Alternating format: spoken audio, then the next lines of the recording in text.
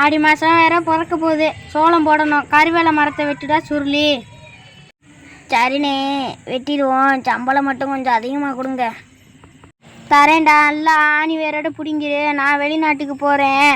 நான் போயிட்டு வர 5 வருஷம் ஆகும். பாஸ்கர் தான் பண்ண வீட்டுக்காரன். சரிண்ணே, நீங்கள் சொல்கிற மாதிரியே செஞ்சுருவோம்.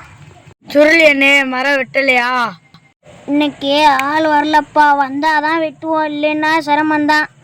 பாஸ்கர் மரம் வெட்டிட்டாங்களா? 10 குண்டால் சோளமும் வெண்டிக்காய் கலப்பின விதைகளும் வாங்கிட்டு வா. 10 குண்டால் சோளம் சரிண்ணே. நாட்டு வெண்டிக்காய் வந்து போடுவோம். நாட்டு வெண்டிக்காய் விதை ஏக்கருக்கு 100 கிலோ விளைச்சல் இருக்கும். 6 மாதம் காலம் ஆகும். கலப்பின விதை வந்து 3 மாதத்தில் விளைச்சல் இருக்கும். 200 கிலோ வெண்டிக்காய் விளைச்சல் வரும். சரிண்ணே, நீ சொல்கிற மாதிரி வாங்கிடுவேன். எந்த கடையில் வாங்குவோம்? நம்ம மாயாண்டி கடையில் தான் வாங்கணும். மாயாண்டி என்ன, நேற்று வெளிநாட்டு பரமா போன சாரம்ல 10 குண்டால் சோளமும் கலப்பின வெண்டிக்காய் விதையும் 10 கிலோ வாங்க சொன்னாராம்ல. இதை மட்டும் போதுமாப்பா, இல்லை உரம் எது வேணுமாப்பா? நம்ம பரமா அண்ணன்ட்ட கேட்டுக்கோனே. ஹலோண்ணே. ஏடா மாயாண்டியா? ஆமாண்ணே, நம்மகிட்ட புது உரம் இருக்குண்ணே. என்னடா உரம்? 4 மாதம் வளரக்கூடிய செடி வந்து 2 மாதம் விளைஞ்சிரும்ண்ணே. அப்படி என்னடா உரம்? யூரியா, டிஏபி, பொட்டாஸ் எல்லா உரம் இருக்குண்ணே. சரி, நீ சொல்கிற உரத்தில் எல்லாத்துலேயும் ஒவ்வொரு மூடை போட்டு விட்டுரு. சரிண்ணே.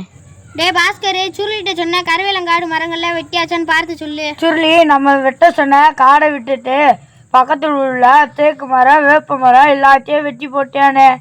வேப்ப மரத்தில் யார் அவனை வெட்ட சொன்னது? சுருளிகிட்ட போய் கேட்டேனே. அதுக்கு இதில் வர லாபம் அவனுக்கு முதலாளிக்கும் தெரியாதா? எவ்வளோ காசு வேணுமோ அவன் முதலாளி வாங்க சொல்லு, பேசாமல் ஒதுங்கி போன்றியானே. ஏய் சுருளி, நான் அவன் மேலே கேஸ் போட போகிறேன். பார்த்துக்குருவோம், நான் ஜெயிக்கிறேன்னா நீ ஜெயிக்கிறியாண்டு. தெரியாமல் பண்ணிட்டேனே, மன்னிச்சுக்கங்கண்ணே. இந்த லாபத்தெல்லாம் பூரா உனக்கே தரேனே.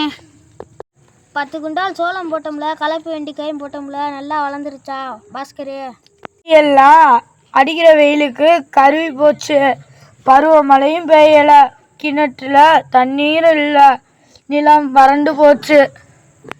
என்னடா சொல்கிற? மரம் வெட்டியதால் நீர் பாசனம் போய் செடியெல்லாம் கருகி போச்சா? சரி, மற்றவனுக்கு தான் நல்லா இருக்கா?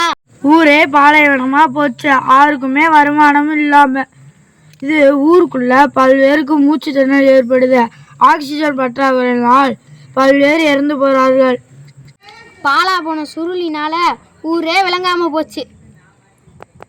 மரங்கள் வெட்டியதுனால ஆக்சிஜன் பற்றாக்குறையில் நிறையா பேர் இறந்து போகிறாங்கன்னு சொல்கிறாங்க.